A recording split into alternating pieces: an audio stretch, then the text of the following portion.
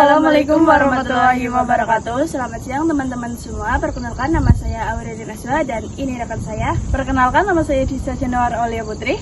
Jadi di sini kami akan mewawancarai salah satu pengelola Pantai Surumanis. Dan ini bukti tiketnya. Let's go. Selamat siang, Pak.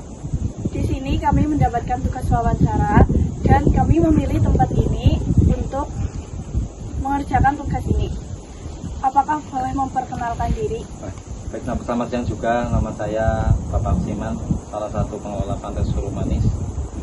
Kebetulan ini salah satu pengelolanya. Silahkan kalau ada yang mau ditanyakan dengan senang hati, sebisa mungkin akan saya jawab.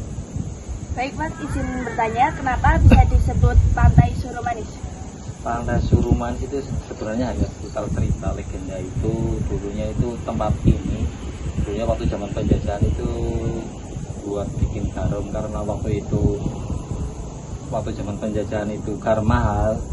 Para ibu-ibu di sini itu bikin garam dari air laut dengan dimasak langsung dengan menggunakan alat tradisional. Nah, salah satu dari ibu-ibu itu waktu itu ada yang keturunan dari Sunda, dan ketika pas jam istirahat makan siang, ibu-ibu itu ngomong, kok suruhnya rasa manisnya itu ketika mereka istirahat itu nyirih nginang itu pakai sirih lah. Oh, sirihnya terasa manis. Nah, waktu itu disematkan Pantai Surumanis, jadi berasal dari kata suruh dan manis, karena suruhnya sirihnya itu rasa manis. Nah, sejak itu dinamakan Pantai Surumanis, jadi berasal dari kata suruh dan manis.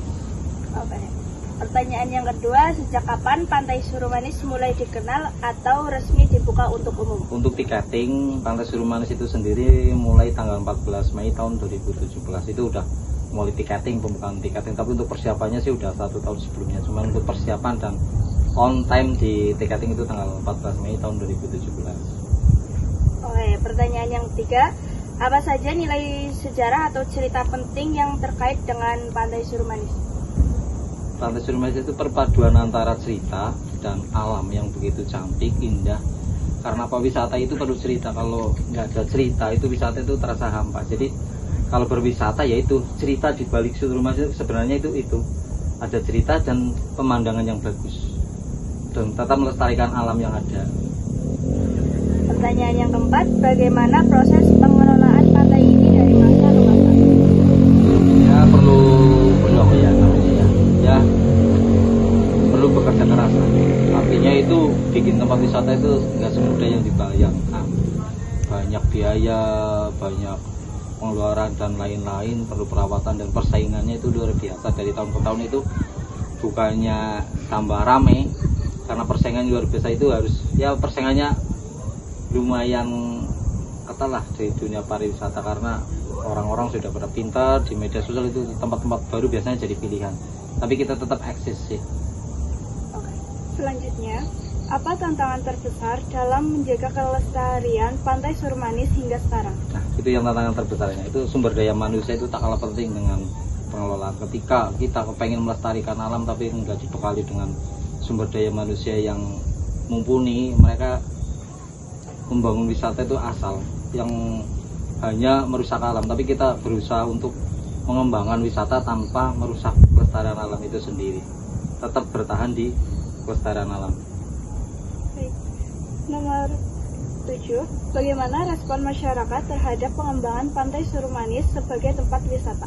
Masyarakat cukup senang ya, karena adanya tempat wisata, masyarakat itu merasa punya pendapatan baru, punya sumber ekonomi baru untuk mereka.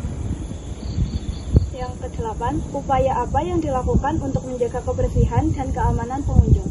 Untuk menjaga kebersihan lingkungan atau tempat wisata, kami menyediakan papan himbauan terkait dengan pembuangan sampah dan juga menyediakan tempat-tempat sampah yang ada di lokasi-lokasi strategis di pantai di tempat ini.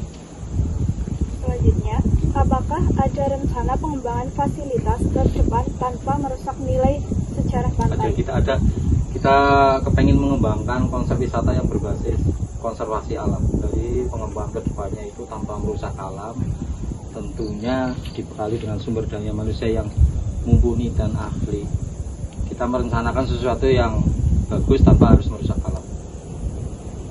Oke, jadi segitu saja pertanyaan dari kami. Terima kasih atas waktunya, Pak. Sama-sama. Siang, Pak. Nanti ya.